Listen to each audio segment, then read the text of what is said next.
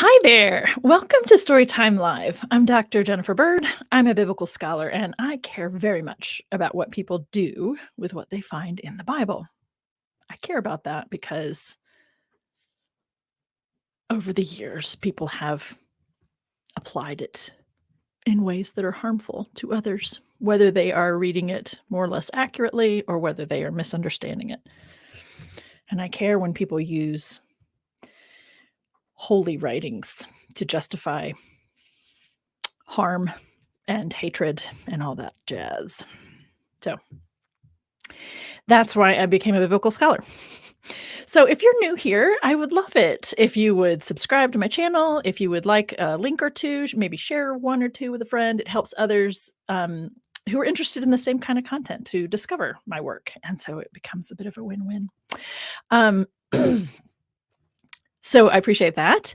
And I need to do a couple announcements up front. First, I want to announce that next week, I'm very excited. I'm going to have the author of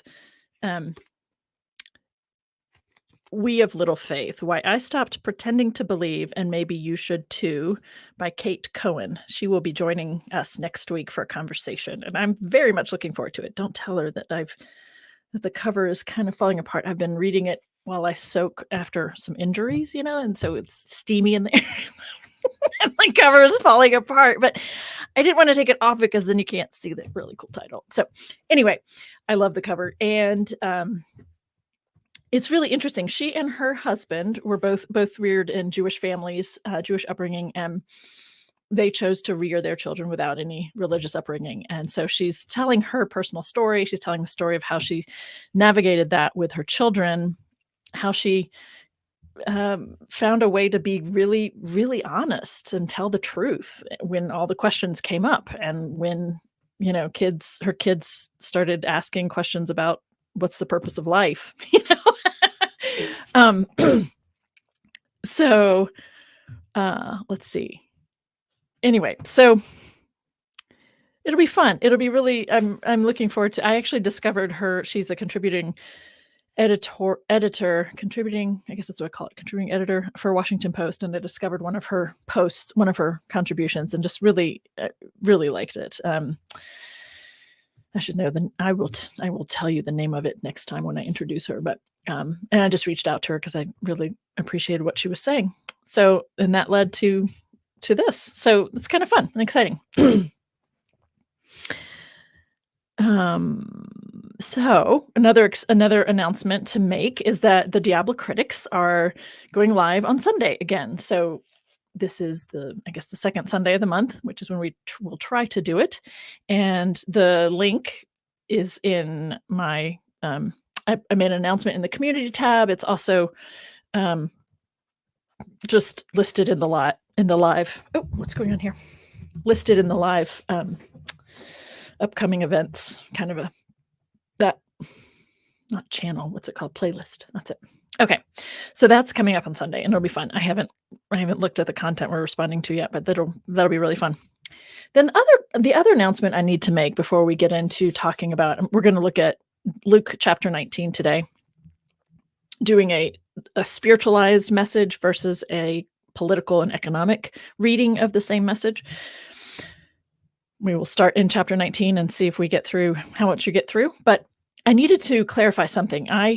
Last week, I chose to go live and to talk about a handful of details and just a handful of events, not trying to give a thorough history by any means, but I was trying to share how I keep hearing about the events going on in Gaza between the Palestinians and Israel right now, over in Gaza. And I think about it as a biblical scholar through the lens of the 3,000-year-old alleged promises. And I cannot but think about it through those lenses. And I misspoke. There were two details that someone pointed out to me right afterwards, which I appreciated. And they did it very politely, which I also appreciated. Because I'm not trying to be a historian. I'm not declaring that I am, but I did misspeak. When I referred to the Nakba, I referred to the 6-day war as the Nakba, but it's actually the original Operation Broom, trying to sweep people out of the way to create space and for a state of Israel. And that I also I misrepresented the numbers of people who were moved during that, and it was actually more like 750,000. I think I said 150,000 last week. I don't know where I got that number. I hope that you attend to the spirit of what I'm trying to do with these, and I am sorry for misrepresenting those two facts, and that I should have someone on who is a scholar of the region. If I could do that, I might do that, but it's fraught for sure. So I wanted to clarify those 2 points, and I appreciate someone bringing it to my attention. And yeah, I just continue to be just devastated by what's going on, because it's like the first thing I listened to at NPR. I'm like, yeah, we're holding Israel to letting aid in, but we're not holding Israel to shut the whole fucking thing down. Yeah, we're gonna let you be a bully and kill a whole bunch of people and destroy their lives and their communities and their, neighborhoods and everything. There's nothing left in their town to return to. We're gonna let you do that. because you wanna, like, destroy all these people. We're gonna let you keep doing that as long as you'll be nice to the people that are trying to survive. So yeah, it's too much. It's too much. Perhaps I shouldn't have spoken up, because I'm not a historian and I'm not a political scientist and all that. But it's so ridiculous to me that we talk about giving aid to people, but we can't talk about shutting it down entirely. We can talk about a ceasefire for 2 weeks, 6 weeks, but we can't just say this is inhumane. This is inhumane what you're doing, period. We can't just do that. I don't know. Okay, I'm going to stop talking about it because it's, kind of not my wheelhouse. But thank you for all the comments and the support and all the things going on. So I'm going to get going now with story time. Trying to get better at how I do intros and sticking to the points and getting through it. So we'll see how this goes today. So this is part 4.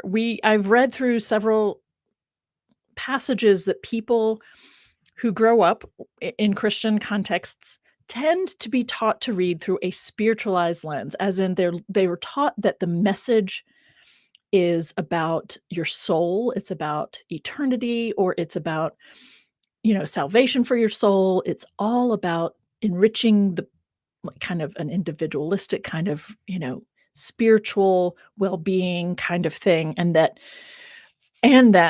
the things that Jesus would then be teaching would all be about nurturing the soul, or about a spiritual well-being. I want to be very clear that I do believe in a well-being of the spirit or soul, or however you want to name that part of yourself. I actually think that's a very important thing to attend to, and that can be done in lots of different ways. and many of them don't actually fall under a religion umbrella. So I'm not down on talking about the spirit of people. I'm not down on talking about this spiritual kind of a part of us. I'm not down on that.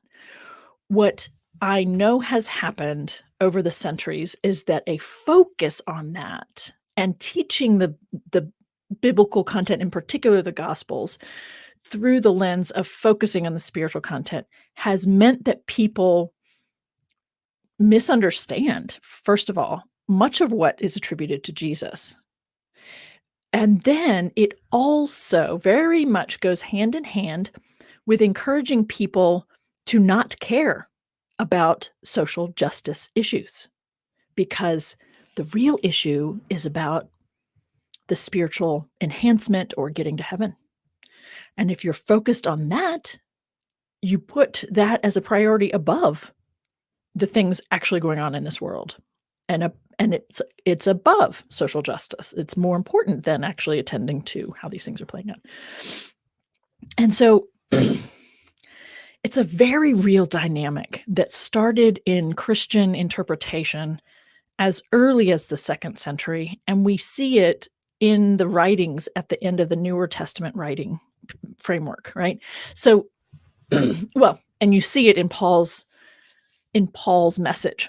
I mean, that's the primary thing that I think he did, right? Is he took a guy who's standing up for social justice and who was killed for doing it, and then deleted all the stuff he did for social justice, and focused on the death and made a thing out of that, right? So, I mean, the the premise of the Christian doctrine and right of salvation is based on a spiritualized reading of the life of Christ or the life of Jesus, right? So people who want to do that when they read the Gospels, then it's understandable to me that people want to do that, because Paul is the one that gives the theological content around how to make sense of it all. I should use my right hand today since you can't see my left hand. How to make sense of it all, right? Paul's giving us that content, and that's very complicated. And I have tried to talk about it in many places, and I'm not going to spend time on it today. We're going to look at Luke chapter 19. Okay, so is that big enough if I do it this way? I'm going to look to see if you all comment on that in a minute, but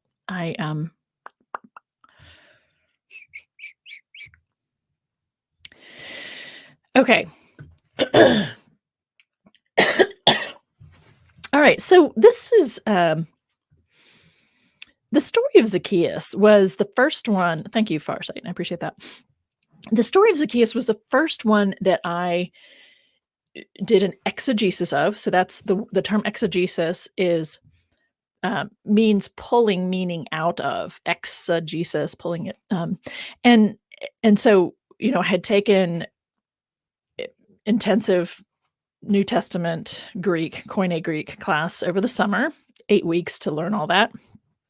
Pretty intense. And then that fall, I did an exegesis course. So, we're learning how to do all these things. And then I don't know if they assigned it to us, if we got to choose from whatever passage we wanted to, but to work with. But I ended up looking at chapter 19 of Luke, verses 1 to 10. Excuse me.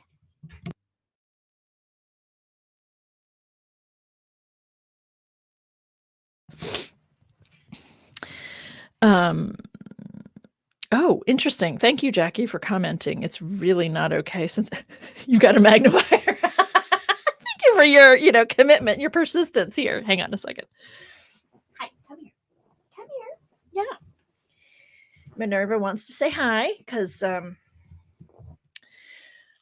think because I did some reading, I'm working on the audio of Marriage in the Bible. So I'm doing an hour a day. So I've been talking enough. I don't know if that's why she's in here, but she heard me talking and now I'm talking again. So anyway, so this passage is it's the first one that I engaged, and I was still very much in my conservative evangelical framework mindset when I approached the course and when I was asked to do an exegesis to engage this passage. Kind of somewhat academically, and it was a struggle for me because I did not know what to do with those final 2 verses. In particular, verse 9. I did not know what to do with it. So let's read the story, and then I'm going to talk about why I struggled to understand it, and then maybe talk about how I think it's the best way for us to try to understand it, if you're interested in doing that. And I think it is through an economic, predominantly through an economic lens, and re-understanding of what Zacchaeus, what it means that he's a tax collector. So Luke chapter 19, Jesus entered Jericho and was passing through it. And Jericho, just so you know, is just northeast outside of Jerusalem. So this is one of the last couple, according to the narration, right? It's one of the last stops he would make before heading into Jerusalem. A man was there named Zacchaeus. He was a chief tax collector and was rich. This is redundant, right? Chief tax collector. He was trying to see who Jesus was, but on account of the crowd, he could not because he was short in stature. I'm going to do a little tangent here. There are many people who, over the centuries, have liked to do what we refer to as physiognomy, which is reading of the I looked up the definition the other day just to make sure, and that says that physiognomy is reading the head features, but in the ancient world, it was reading the whole body, your whole physical presentation, and assigning character to you based on your body and how you present. And for instance, the bent over woman was one of the stories about Jesus. That would imply something negative about her because of her bent back. Right. So this idea of him being short in stature, I just kind of wonder if that's thrown in there, whether or not I mean, they're actually this person, but right. I wonder if that's thrown in there from a physiognomic perspective to make a comment on how he is not as upstate. I don't know, not as righteous or something, not as tall as other people. Anyway, so he was short, couldn't see what was happening. So he ran ahead and climbed a sycamore tree to see Jesus because he was going to pass that way. When Jesus came to the place, he looked up and said to him, "Zacchaeus, hurry up and come down, for I must stay at your house today." So he hurried down and was happy to welcome him. All who saw it began to grumble and said, "He's gone to be the guest of one who's a sinner." Zacchaeus stood there and said to the Lord, "Look, half of my possessions, Lord, I will give to the poor, and if I have defrauded anyone of anything, I will pay back 4 times as much." Then Jesus said to him, "Today salvation has come to this house, because he too is a son of Abraham. For the Son of Man came to seek out and to save the lost." I never came up with anything. I could not figure out what to do with verses 9 and 10, but definitely verse 9, and I was stumped by it, and I don't remember if my preceptor or my professor were able to help me understand it better at the time. They may have, and I just didn't understand their comments because I was still so focused on this idea of salvation is about getting into heaven. And I could not figure out how Zacchaeus giving back what he's stolen has anything to do with him getting into not only getting into heaven, but like today. Like I could not figure that out. Could not understand what that's getting at, right? So one of the things there are a couple things about this passage that I think is helpful to know. One is that, yes, this is the last stop. It makes sense. It's kind of the suburbs of Jerusalem, right? That this is where one of the chief tax collectors would live, and he is rich. And what I didn't know at the time when I was taking this exegesis course was the way that Jews were being required to help collect taxes. I didn't know about how that played out and therefore why it's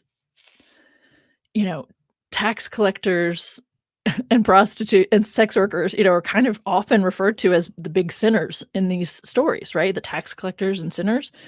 And so if you're not, I know I've talked about it before, but if you're not aware, there was a shift that was made because Octavian Augustus saw that, okay, my cat's leaving now. Okay. Saw, kind of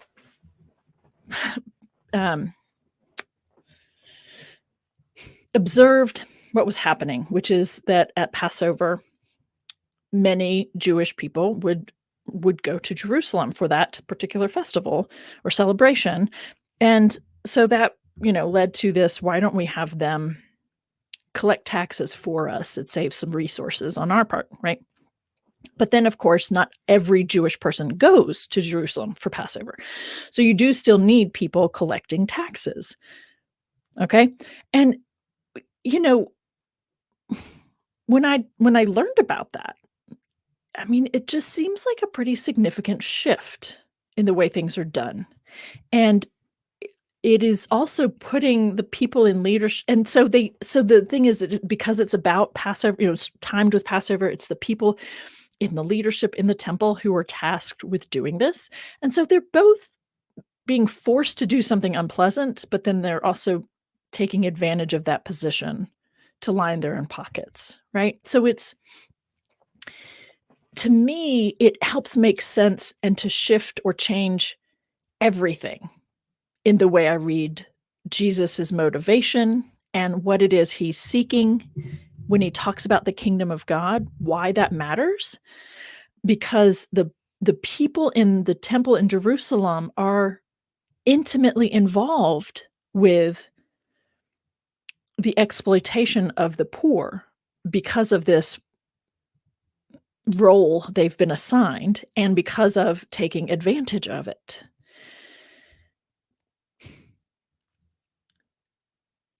So in a very real way, Jesus is speaking like a Hebrew Bible prophet. When he talks about the kingdom of God is near, he's talking about the exploitation of the people.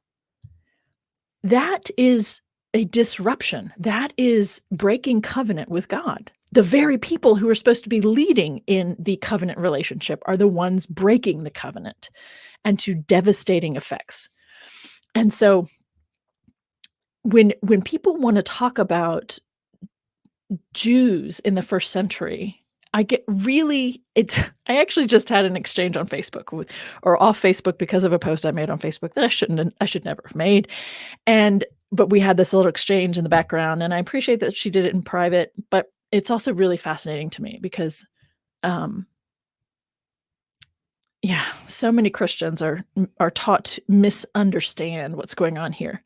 For Jesus to be calling for a form of reform, if you will, it's really just about he's talking about people getting back to covenant relationship. He's talking about a justice, right? And that the kingdom of God in this case for him is about justice on earth and living into what it looks like to live in a covenant relationship, which is that of taking care of each other, not taking advantage of your position of power to exploit the very least of these among us, right?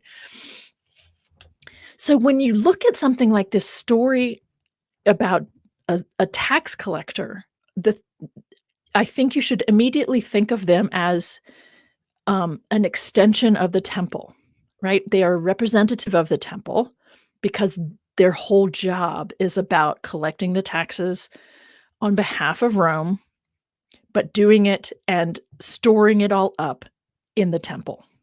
Okay? This is an important story to have right here at the beginning of chapter 19 because of all of the stories that follow this that we also look at in the rest of chapter 19, but also in chapter 20.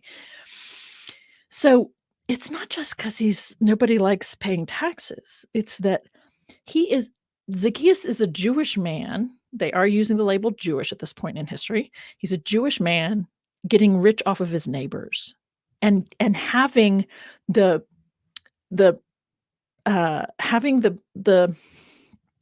blessing of the Romans to do it, right? So who do you turn to complain about the overtaxation? How do you complain about this? There is no one in a position of power you can complain to because they're all in on it. I mean, it's really quite devastating. It's really quite stunning. So when he's doing his whole grassroots stuff where he's teaching the people, in the smaller towns, and he goes to a town and he's coming to speak, and thousands, according to the story, draw near to hear him, right? What does that tell you about what's happening to the people in the countryside? They're all being devastated by what's happening. They find hope and hopefulness in the message that Jesus is presenting here. And this is where I would direct you back to our conversation about the first 3 chapters of Luke, where all of that content is about release of the oppressed, forgiveness of debts. It's all about issues here and now. So let me keep going.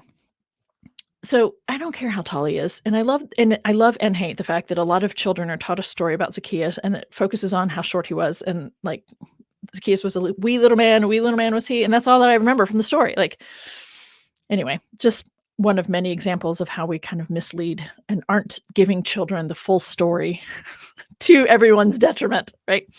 Anyway, so yeah, he's a chief tax collector and was rich. That's redundant, blah, blah, blah. So Zacchaeus ran ahead, climbed to see him, and because he was going to, and Jesus came to the place and knew who Zacchaeus was, right? He knew that a chief tax collector lived in this town. He probably had heard about him before, right?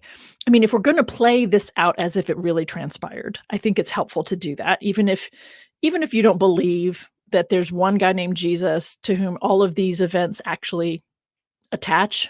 Let's just play it out, because it makes more sense to me that way. If we just play it out as if it did, right?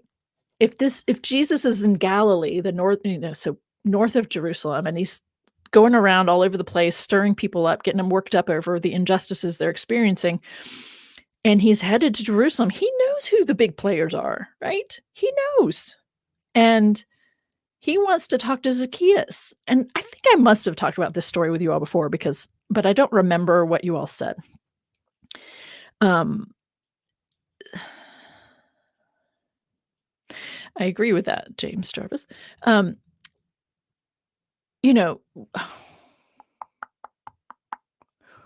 Why do you think Jesus wanted to talk to Zacchaeus? I mean, do you go to the place of he wanted to know who to ask to speak to when he got to Jerusalem because he wanted to talk to them about the taxation? I mean, why do you make sense? How do you make sense of Zacchaeus in this story of Jesus knowing who he is and wanting to speak to him? How do you make sense of that? And does that answer have something to do with economics and politics? Because I think it should, right? Ultimately, Zacchaeus being a tax collector would be a problem for Jesus because he's actively participating in activities that are not righteous.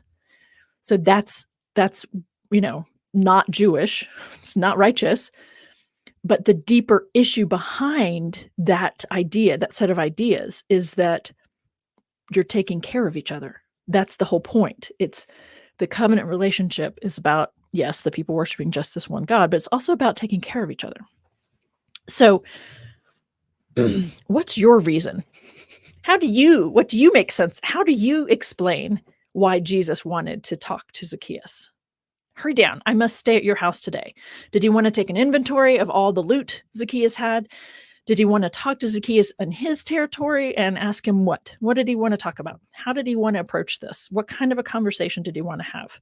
Why is it helpful for Jesus, who's about to go into the temple as soon as he gets to Jerusalem and start, pointing fingers and poking at things and decrying what the scribes and Pharisees and Sadducees and chief priests are doing? He's getting ready to go do that.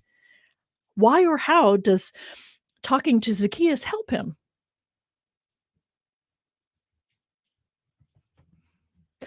I've had a couple students suggest, well, he just wanted one final really good meal on the government, on the state budget. It's kind of clever.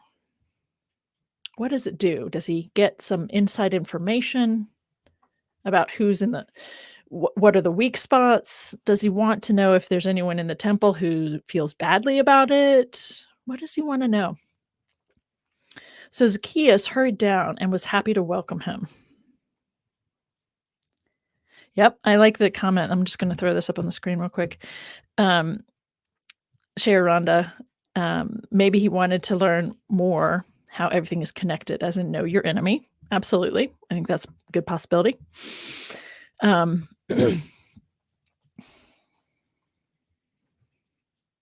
But it's also interesting that, Zacchaeus was eager to hear him also. So it's an interesting framework. Okay. I'm curious if anyone has other ideas. And all who saw what was happening began to grumble and said, "He has gone to be the guest of one who is a sinner."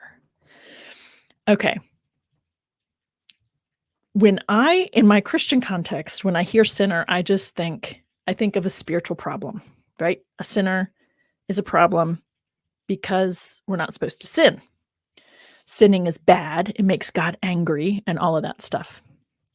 But what I think they're talking about is more along the lines of this being a shorthand for people who are taking advantage of us. He is going to be with one who is causing our problems. Zacchaeus is part of why we are so poor, why we are struggling to survive. He is having dinner with people on the payroll. I keep trying to connect it to a mob boss situation because for some reason it always seems to make a lot of sense in some of these situations, but I don't think it does ultimately here. They're angry that Jesus, who has been speaking out against all of this all along, it's the thing that gets him some attention, is raising this point, decrying the exploitation, and now he's going to go eat with one of them? Do you see? To me, that's different than the way I thought about it growing up. Because the way I thought about it growing up is, well, everybody's a sinner, and he just happens to be a really bad one. You know, he's a really bad sinner because he collects taxes or whatever. Nobody likes. I didn't get the political implications here, so I hope there's a distinction for you here.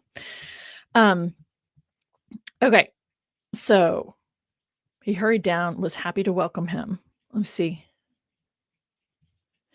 Let's see. We have a couple other suggestions. Thank you for that. Let's see. First, I'm gonna put it.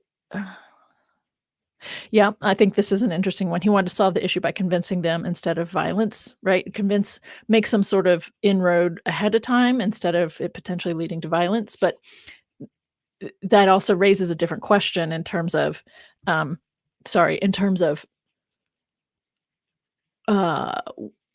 did Jesus anticipate the violence playing out? Because he was getting ready to go shake some fingers. Let me try something really quick here. Oh, that's not going to matter, is it? Oh, a little bit. Not really. Let me try that again. One more time. There we go. I think that's going to work. I don't know if it makes any better. Okay. So we have a couple other suggestions. Zacchaeus was a Roman collaborator, yes, who put personal gain over his duty to his Jewish. Yes, Jesus called him back to community.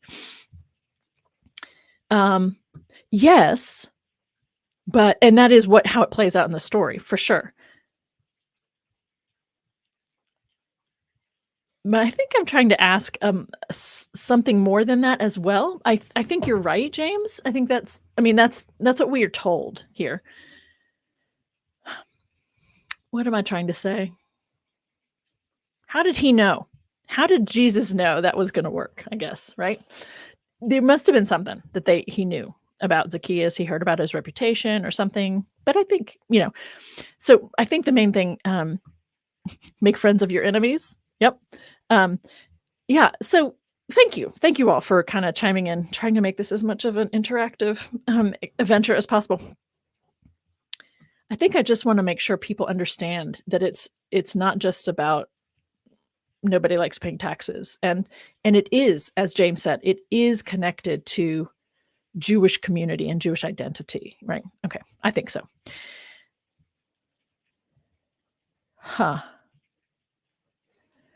I'm going to show this, even though it feels like a little bit of a tangent and an interesting tangent.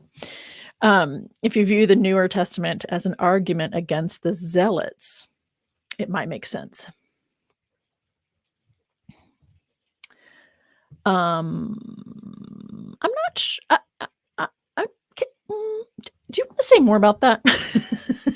Because the Zealots were actually anti-Jewish leadership as well, because they were corrupt. So maybe you have some insights here that I'm just not if you'd like to say more, that'd be great. But there are ways actually that John the Baptist and what Jesus were doing actually look like what zealots would do. So anyway, I appreciate the input, and I appreciate your hanging with me and, thinking with me just as an alternative to violence. Gotcha. Read it as an argument against the zealots. Oh, as an alter. Okay.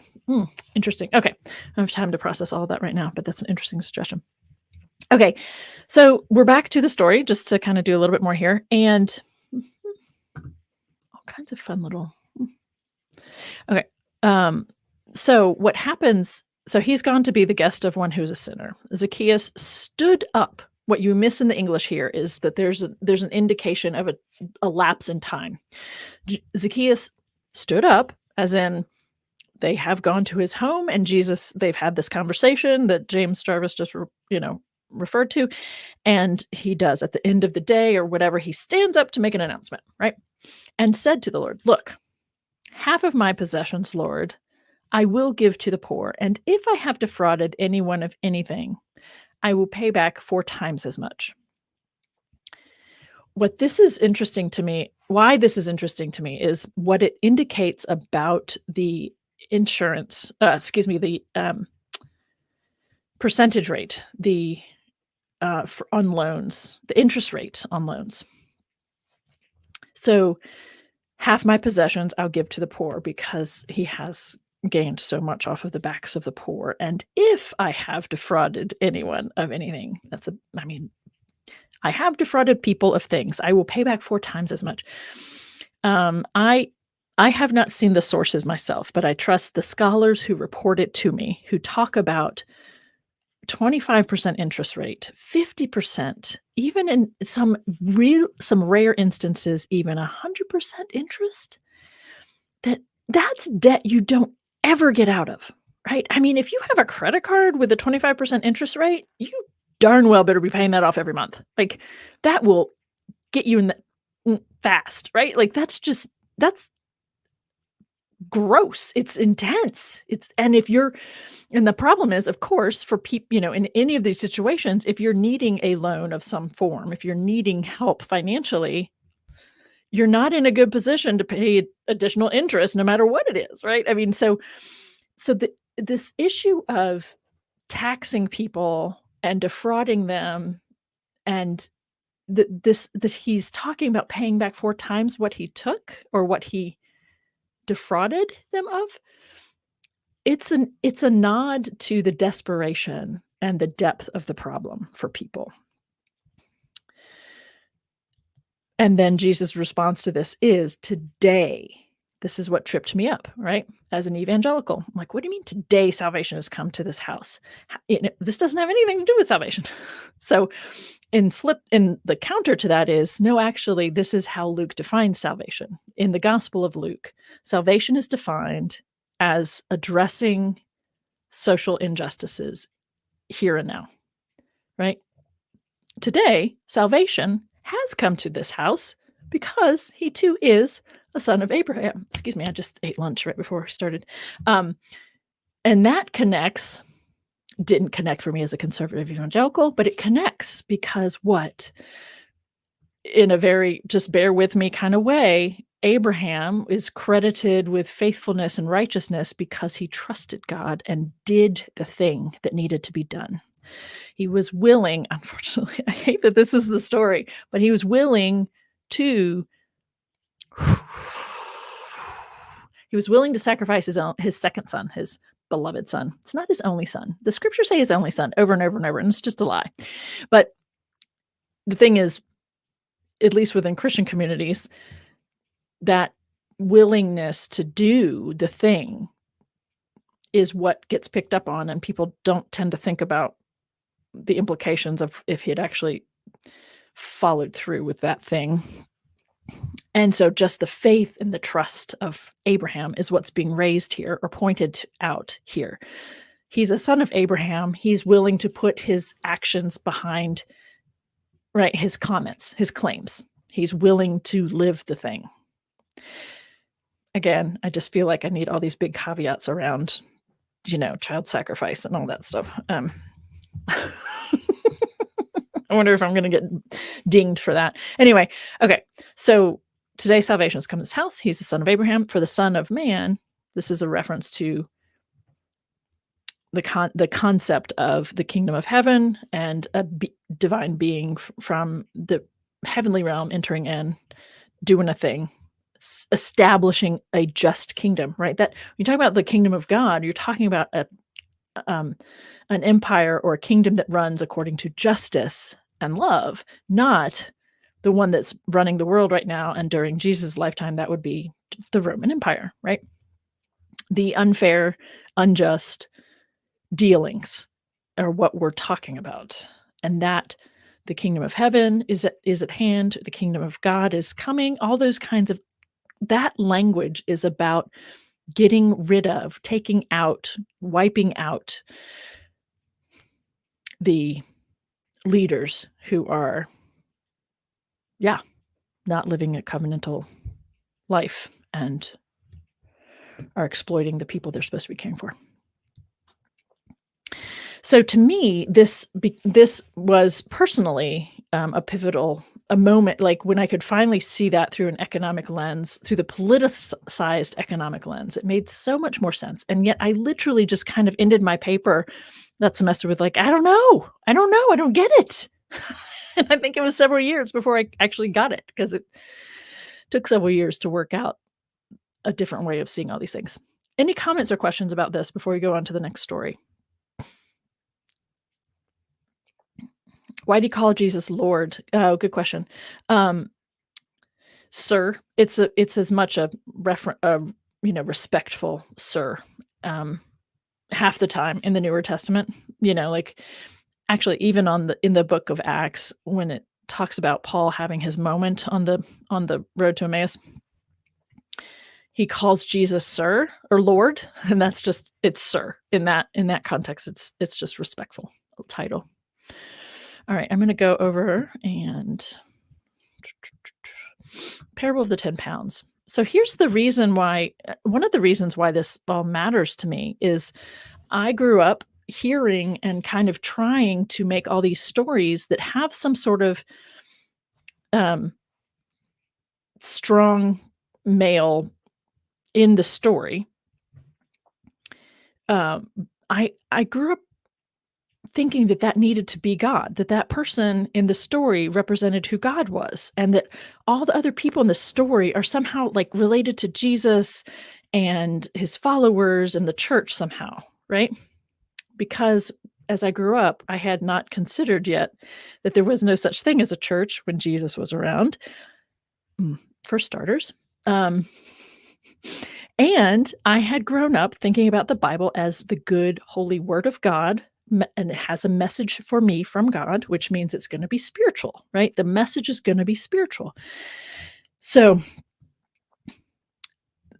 I mean, I think many Christians, are taught to think of it this way. So, the parable of the 10 pounds, I think, let me just be clear up front, I think is a criticism. It is not, and it's right after we talked about the chief tax collector rectifying things in his own life, right? So this is another example, just like we read a couple times ago, the story, like the vineyard story, and how that was, a piece of land is deeded to a new person, and he, right, plants a vineyard and does this whole thing with it. Like, how would that even happen to begin with? And what's going on here, right? Instead of making it about a parable or a metaphor for God and Jesus and the prophets and, Jews and Christians. Same thing here. This is a terrible story if you think that the man in charge here is a stand-in for God. I mean, it's one of the worst stories ever. And yet people in seminaries are often not taught the economic implications and to think about it through an economic lens. And boy, it makes a lot of sense if you read this as a critique. Jesus is critiquing these things, not endorsing these things, right? So let's read it. Let's do that. As they were listening to this, so this is literally right after the Zacchaeus story, right? Jesus went on to tell a parable because he was near Jerusalem and because they supposed that the kingdom of God was to appear immediately. Please take note of those two things. He told a parable because he's New Jerusalem, which is the seat of where all of this stuff resides and is the problem, right? Which is why he's headed there. And because they supposed that the kingdom of God was to appear. This story is an example of why the kingdom of God is needed, right?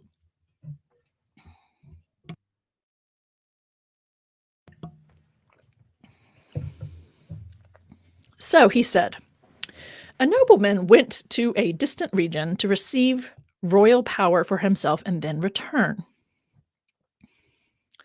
So just consider that the nobleman is simply that. A nobleman, maybe someone affiliated with the temple, someone in power, distant region to receive royal power. So maybe one of the Jewish leaders who's gone to Rome to whatever. Just think of it in those terms, right?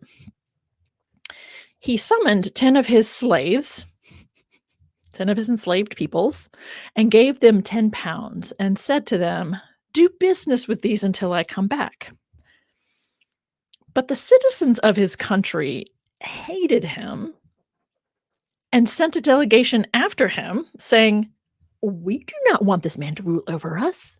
Please do not give him more power.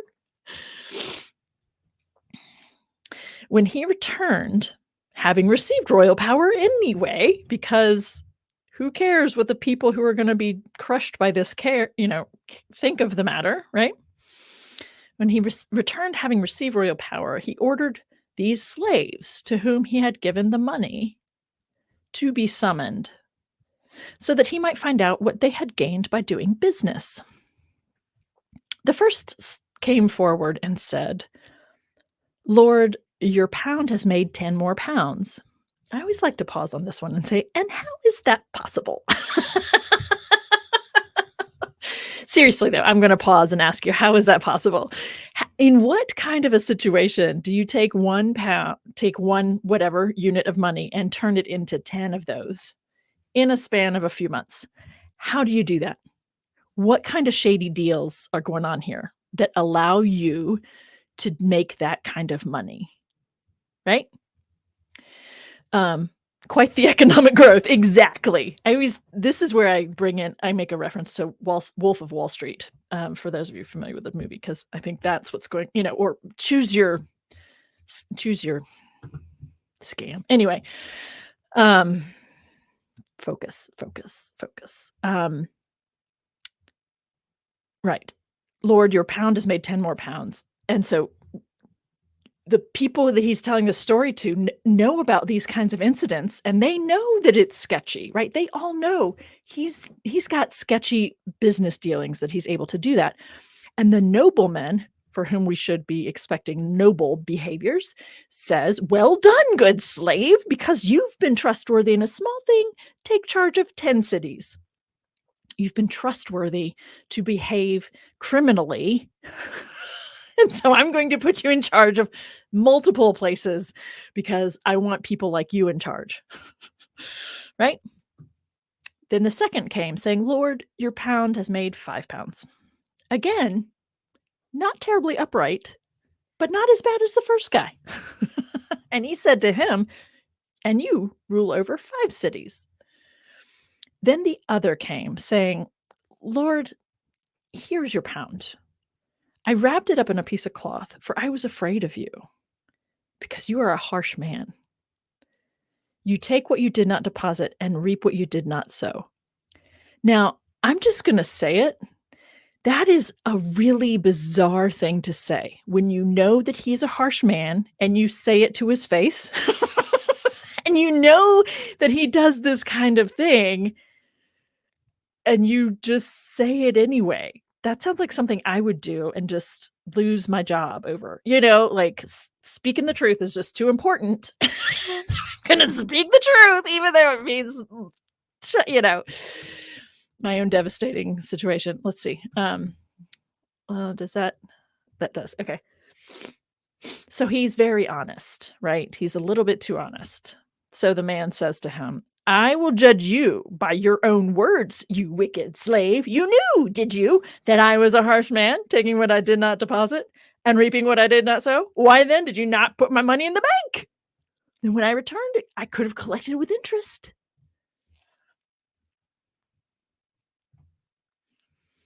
He said to the bystanders, "Take the pound from him and give it to the one who has 10." Again, and they all said, "Wait, he has 10 pounds." I hope you're kind of playing back and forth as we're reading through this. If this is God, right? What does this say about God? Why, and what does it say about people that they would continue to interpret this story through that lens, even though it is unbelievably terrible, right? Take the pound from him and give it to the one who has 10 pounds. No, he already has 10. I tell you, to all those who have, more will be given. But from those who have nothing, even what they have will be taken away. But as for these enemies of mine who do not want me to rule over them, bring them here and slaughter them in my presence. So when people say, make some sort of reference to, the prosperity gospel, give God your talents and your right, give him your who you are and let him make more out of it or whatever. And those, finding all these really interesting ways to make this a spiritual message as compared to it being one of a handful of examples of what motivated Jesus to go to Jerusalem to begin with, to just take a word of truth to the men in power. And this story, it's not, I don't think it's in the, the rotation of the liturgy for most mainline traditions. It's not a story that gets read. And so people don't have to sermonize on it anymore, I don't think. But I remember hearing about some of these stories as a child, and that there's a spiritual way to read it. And I keep harping on this, folks, because this issue goes deep. This issue it permeates Christian communities in general, that the focus of the energies and message is on making this into everything is about God and everything is about a spiritual message, a message from God about our well-being, instead of being willing to see that the guy Jesus, according to the storylines, right, was actually literally willing to get his hands dirty and to be executed because of what he believed in and stood up for. And that all circles back to economics and politics. I have the very interesting privilege, I guess, of I grew up in a particular Methodist church, very important for my upbringing. Lots of really lovely, loving, kind, generous people. And then, of course, I had my own conservative swing, even much more conservative than they were. And then I go on for PhD work. I did missionary work and then I did PhD work. I've come back to the town I grew up in. And so I did spend a few weeks at one of the adult Sunday school classes. So there were several people in there that I knew from my childhood. And, seeing it at this juncture in my life, right, that I think that there is a beneficial thread here for people, even if you're not a part of a church. There's a beneficial thread here, which is standing up for social justice, doing what is right, speaking truth to power, decrying exploitative practices in the hands of those in power, all of this stuff, right? I think there's something really valuable there that you can work with. But it means letting go of the spiritualized message, right?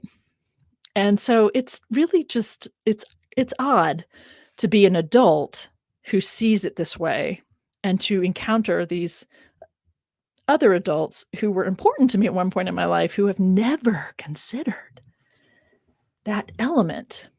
And in fact, it was just really challenging to them to try to do that. They actually read through my book, Permission Granted, and I went in to kind of help moderate the conversations each week.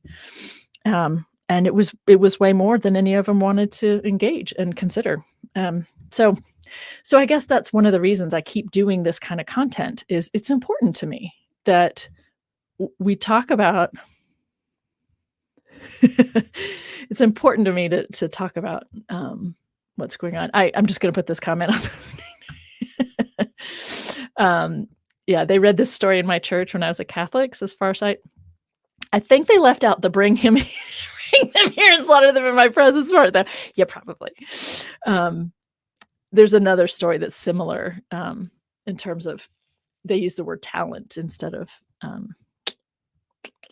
pounds, and that's the one that people talk about. Well, give your talents to God, and he, if God gives you a gift, you need to use it, otherwise he's going to take it away from you, right? That's the other kind of the parallel to this one. I think that one must be in Matthew, but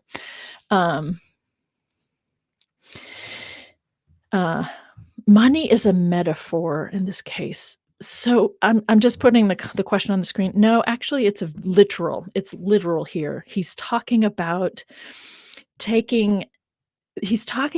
actual business dealings that people who are in positions of power and who get the blessing of the empire, that get the blessing of people in positions of higher power within the empire to have a wider reach, right? That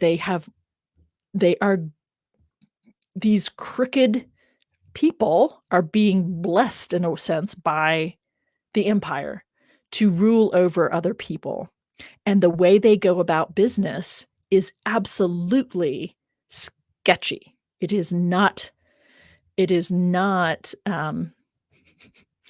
are the words I would want to use for this?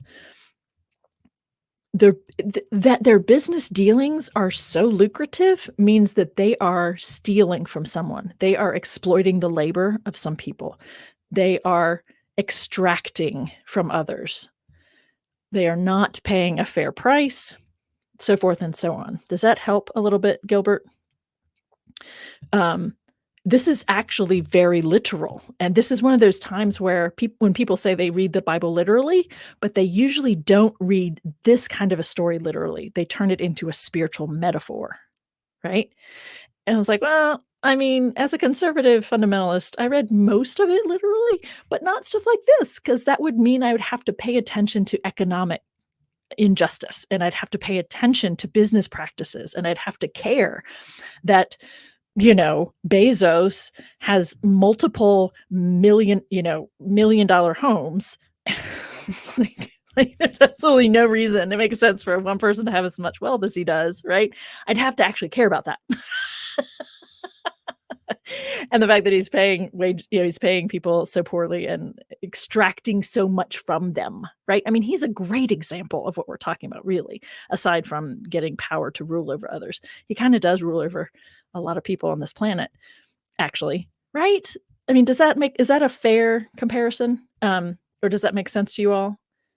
He extracts labor from other people. He makes the money off of their backs. He does not pay a fair amount for the products that they sell through their website. I actually happen to know someone who helped establish Amazon. And I've asked him a couple times over the years, so do you ever regret being a part of, like, it was your job at the time, you were just doing your job, but do you ever regret it, like not having a conversation with Bezos about his ethics? And he's like, nope, because he was going to do what he was going to do. I'm like, well, yes, that's an interesting label, the new techno-feudalism. I like that. I know. It is weird. Thank you, Farsight. Thank you, all of you, for being here. Oh, see, this is great. This is great. This is fun. So when people call for Jesus to come back to earth, do they actually want to get the oligarchy dethroned?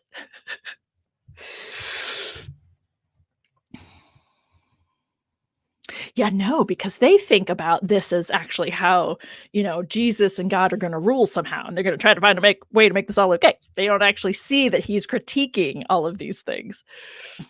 You know what I'm saying?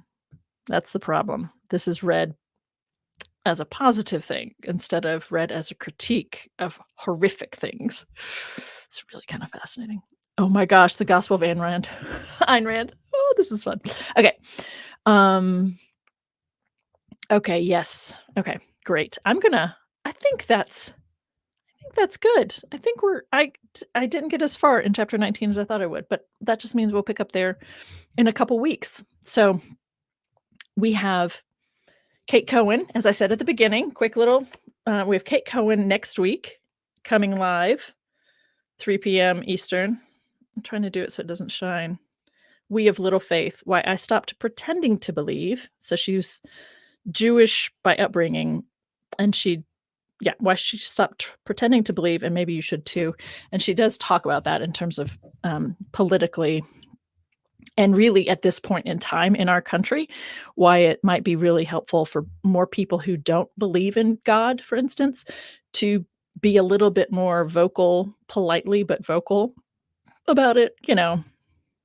I mean, I had a dentist appointment the day after Easter, and I had someone checking in with me the week before. And they're like, hope you have a good Easter weekend or something. And I'm thinking, you're a dentist's office. Why did you just bring Easter up to me? You don't know if I celebrate Easter. I don't. Yeah, and I live in a town where sometimes it's just better to just let that go. But part of what she's saying is it would actually maybe be really helpful if more people would push back a little bit when that kind of thing happens and say, actually, I don't celebrate Easter. Have a good weekend. I don't know. Anyway, so it'll be really fun to talk to her next weekend. Or next week, sorry.